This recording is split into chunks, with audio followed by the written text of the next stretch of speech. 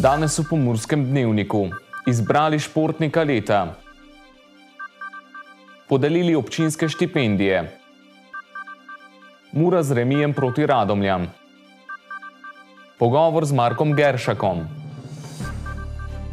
Jutri bo oblačno.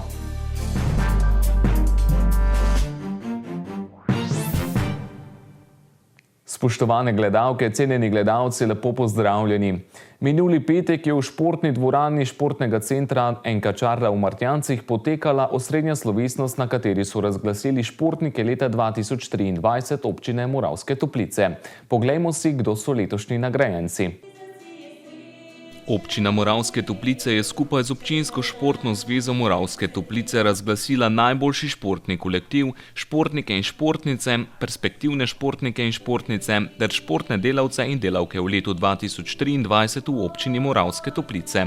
Kako težka pa je bila letošnja izbira? Mi vedno dobivamo dosti kandidatur za posamezne kategorije, ki jih razpisujemo.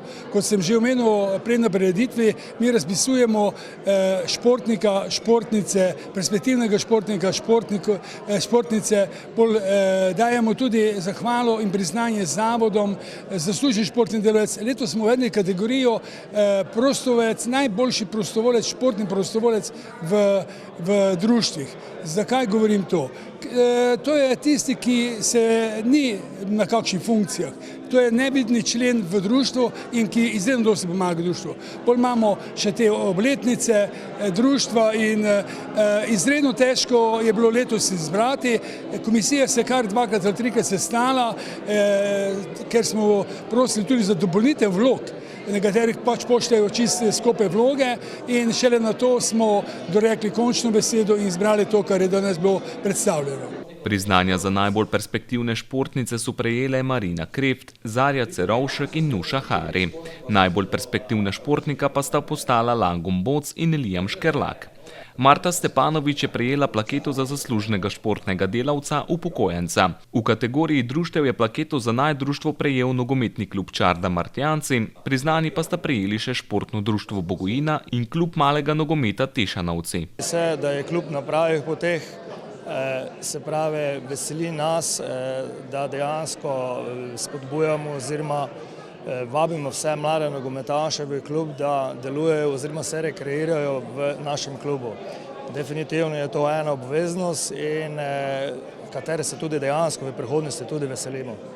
Plaketo za najboljšo športnico minulega leta je prejela članica hokejskega kluba Moravske Toplice Neja Dragoljevič. Plaketo za najboljšega športnika pa Patrik Žekš, član nogometnega kluba Čarda Martjanci. Priznanje mi pomeni dosti, saj s tem nakazuje, da nekaj uspešno gradim na sebi.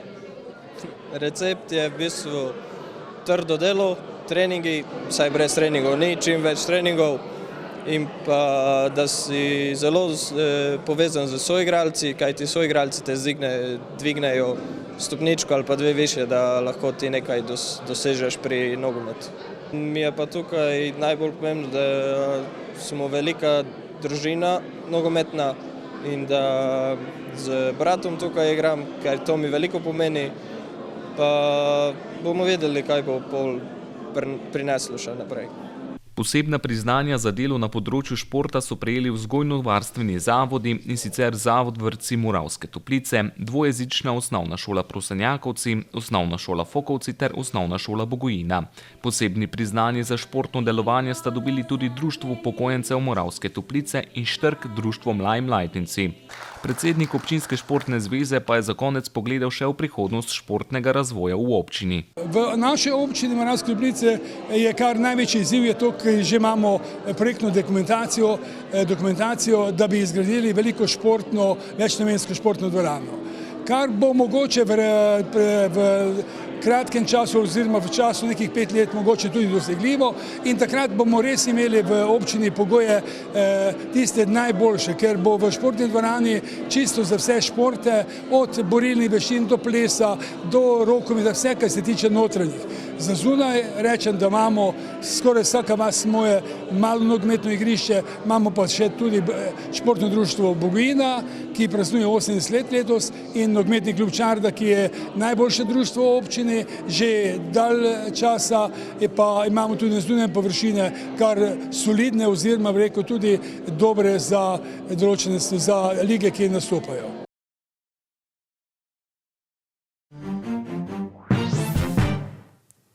Prav tako je minuli petek v dvorani športnega centra Martjanci občina Moravske Toplice v sodelovanju s Pomursko izobraževalno fundacijo podelila 32 štipendij študentom za letošnje šolsko leto. Poglejmo si novico. Tudi letos je občina Moravske Toplice objavila razpis za podelitev štipendij študentom po posebnih pogojih, katere je župan Glavač izpostavil že v svojem nagovoru.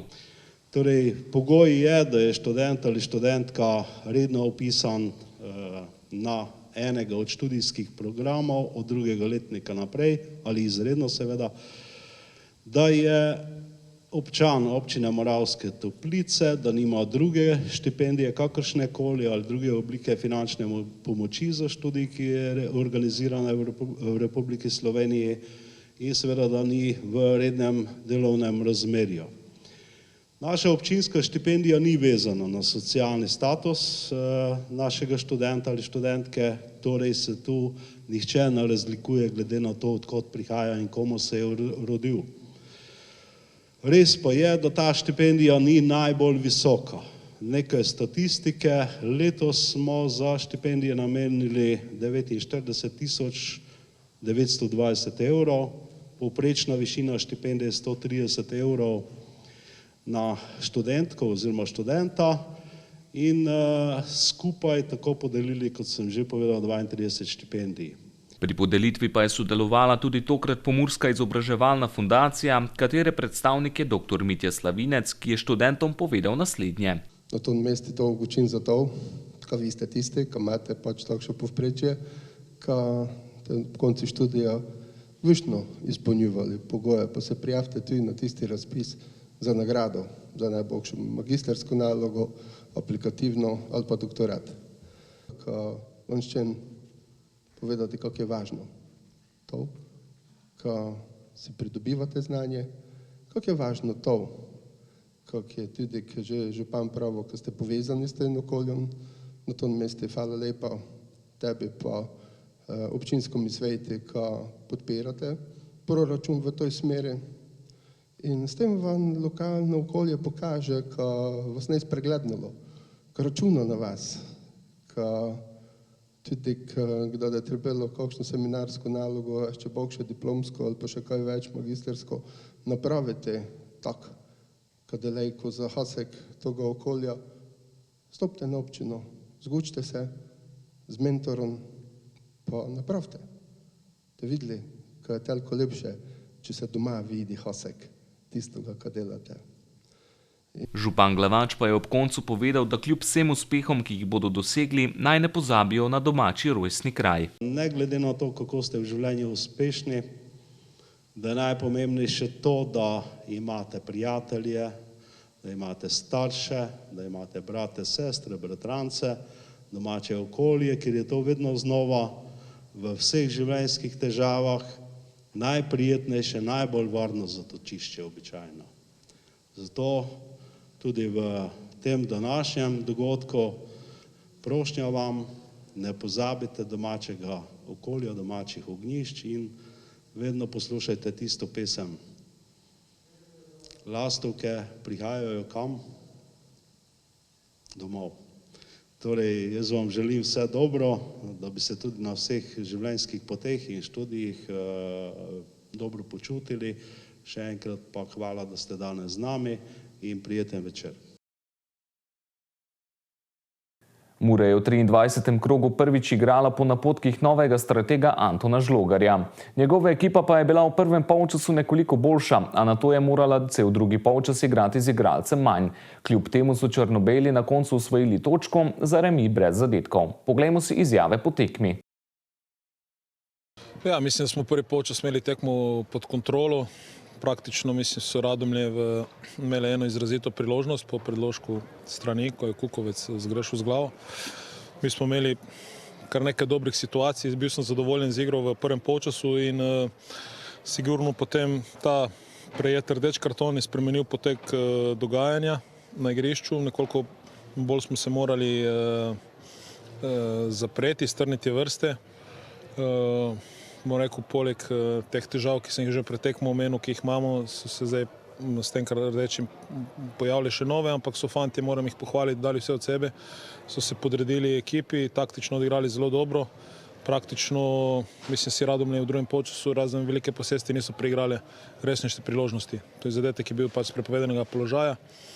Mi smo pa recimo bili mogoče premalo nevarni v teh prehodih, ampak veseli me, da fante na koncu so nekateri končali s krči, kar pomeni, so res dali vse od sebe in mislim, da glede na potek dogodkov, glede na odigran prvi polčas, glede na drugi polčas, da jim lahko čestitam in sem zadovoljen z celotno tekmo, na koncu tudi s samim rezultatom. Mi moramo normalno nadaljevati v tem ritmu, da imamo neko sigurnost v fazi branjenja.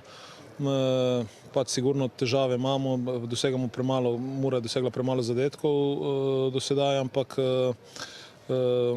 bom rekel, zdaj imamo za tekmo z Aluminijem 4 igralce spet dodatno, na katere ne moremo računati in 2 se sicer vračata, ampak to vse otežuje stvari, ampak bom rekel, treba je gledati pozitivno in zavihati rokave in delati, ker jaz verjamem, da delo na koncu te nagradi in zdaj se dobro odpočiti in se čim boljše pripraviti že na petkovo srečanje v Kidričevu.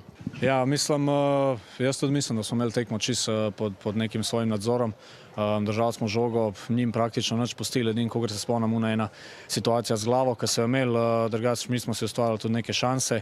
Pa ja, rdeč karton v najslabšem možnem času, v 45 minuti in to pol tudi je privedlo do tega, da pač smo se tudi drug polčas toliko branili, ampak na srečo na koncu zdržali. Ja, mislim, s trenerjem smo naredili koliko 3 treninge, tako da neke pozitivne energije smo vnesli v tekmo, ni pa bilo dovolj časa, da trener pove svoj načrt, kako bomo igrali pa to, ampak verjamem, da bo v naslednjih tekmih in pa že na naslednji tekmi v petek proti Aluminiju bojo že vidne te stvari.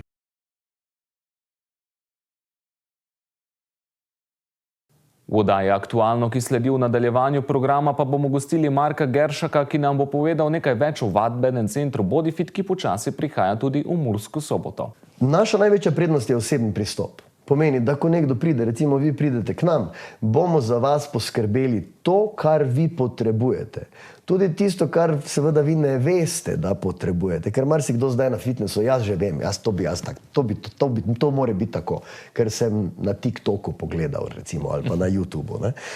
Torej, mi smo tisti, ki vemo, kako in kaj, ki pomagamo, ki usmerjamo in seveda imamo zelo široko paleto strokovnjakov in tudi zelo široko paleto mreženja drugih strokovnjakov, različnih zdravnikov, različnih drugih terapevtov, s katerimi sodelujemo, psihologov, tako da se zadeva zelo dobro prepleta in da lahko res naredimo najbolje, kar nekdo potrebuje. Pa ali je to za rekreacijo, ali bi nekdo želel iti na Triglav, ali pa je to samo za nekoga, ker bi pač rad nek boljši rezultat pri skvošu, ali pa bi raje bolje plaval poleti, ali pa se potapljal. Vse.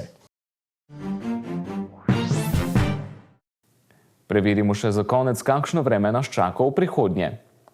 Danes je bil v naših krajih večinoma sončen dan. V Murski Soboti smo opoldne namerili 9, Lendavi 8, Krajinskem parku Goričko 6 in Radencih 7 stopinj Celzija. Jutri bo oblačno, dež se bo čez dan postopoma razširil proti vzhodu. Najmanj padavin bo v severovzhodnih krajih. Na Primorskem bo zapihala šibka burja. Najnižje jutranje temperature bodo od 0 do 5, na Primorskem do 9, najvišje dnevne od 7 do 14, na severozahodu okoli 4 stopinje Celzija. Najnižje jutranje temperature v severovzhodni Sloveniji, v Murski Soboti in v Mariboru se bodo gibale med 1 in 3, podnevi pa med 12 in 14 stopinj Celzija. V sredo bo pretežno oblačno, predvsem na zahodu bo občasno še lahko rahlo deževalo. V četrtek bo oblačno, a po večini suho. Na Primorskem bo pihala šibka burja.